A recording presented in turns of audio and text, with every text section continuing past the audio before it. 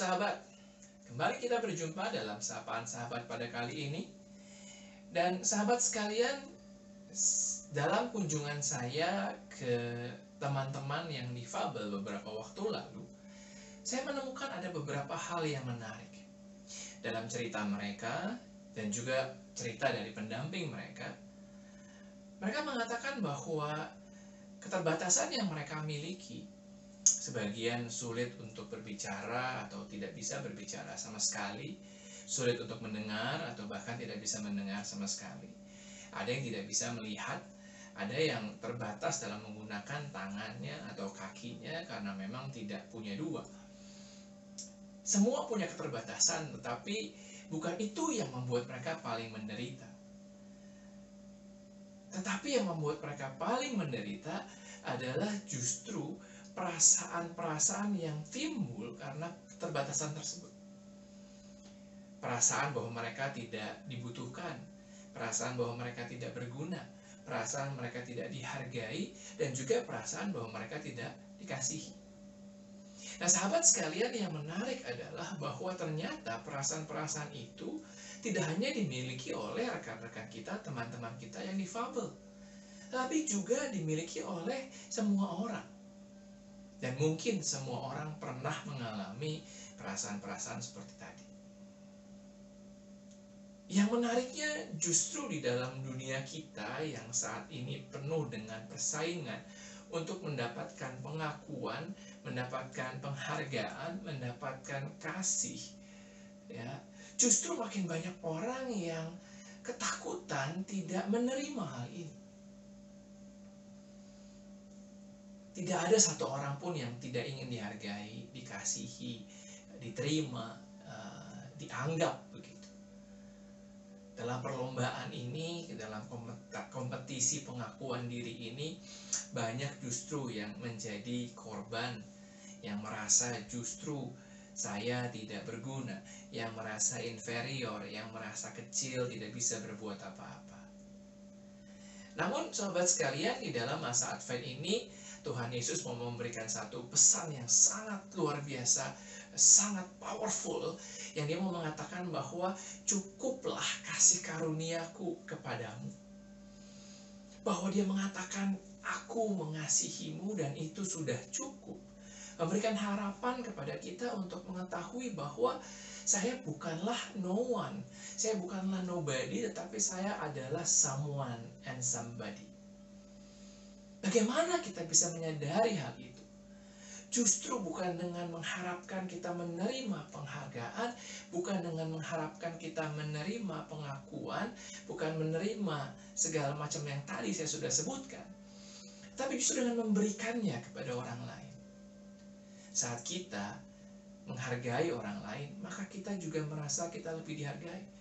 Saat kita membantu orang lain, kita merasa saya ternyata berguna juga ya dalam kehidupan. Perasaan ini juga dialami oleh bukan saja anak-anak kecil, bukan saja remaja, ya, tetapi oleh semua masyarakat, bahkan sampai dewasa dan juga senior. Selalu ada perasaan-perasaan seperti ini yang justru mau mengatakan, saya adalah orang yang rapuh, saya adalah orang yang sangat terbatas. Dan disitulah sahabat sekalian, kasih Tuhan boleh nyata, boleh nampak justru melalui keberadaan diri kita, peran serta kita. Kasih Tuhan yang luar biasa itu mau mengatakan kepada kita, kasihilah mereka, kasihilah sesamamu. Dan dengan demikian kita juga lagi mengasihi diri kita dan juga sedang mengasihi Tuhan yang begitu mengasihi kita. Menariknya adalah justru di dalam perasaan inferior tadi, kasih Tuhan memberikan kita kemampuan untuk menjadi superior, bukan menjadi lebih dari orang lain, tetapi superior dalam arti tidak minder, tidak takut, tidak khawatir. Dan dengan keyakinan kita bisa menyapa orang lain, kita bisa mendengarkan orang lain, kita bisa membantu orang lain, memberikan diri kita bagi sesama kita. Maka sukacita yang besar di dalam masa Advent ini bukanlah saat kita menanti masa Natal atau hari Natal, tetapi masa di mana kita kemudian mengisi diri kita dengan harapan, menjadi berkat bagi sesama kita, hidup dengan sesama.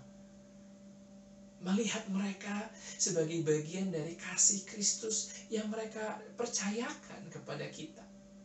Siapapun itu.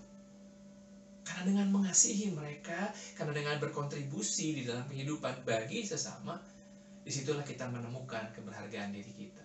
Disitulah kita menemukan kasih Tuhan yang luar biasa itu. Saudara, dalam sapaan sahabat saya sebelumnya, saya bercerita bahwa saya sedang menantikan anak. Dan sekarang saya sudah punya anak, seorang putri yang sangat cantik. Tapi saudara-saudara, terkadang di dalam kondisi tertentu saat si bayi ini menangis karena butuh susu, sementara ibunya sudah sangat kelelahan, kurang istirahat, dan persediaan susu perasan tidak lagi mencukupi. Terkadang saya merasa inferior, terkadang saya merasa saya tidak berguna.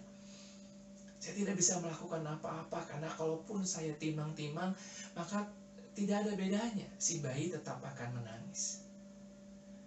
Tapi justru disitulah sahabat sekalian, saya merasa justru kasih Tuhan yang memampukan saya untuk bisa mengatakan kepada diri saya, kamu bisa melakukan sesuatu. Mungkin dengan mempersiapkan botol perasan ASI yang sudah dipersiapkan sebelumnya, gitu.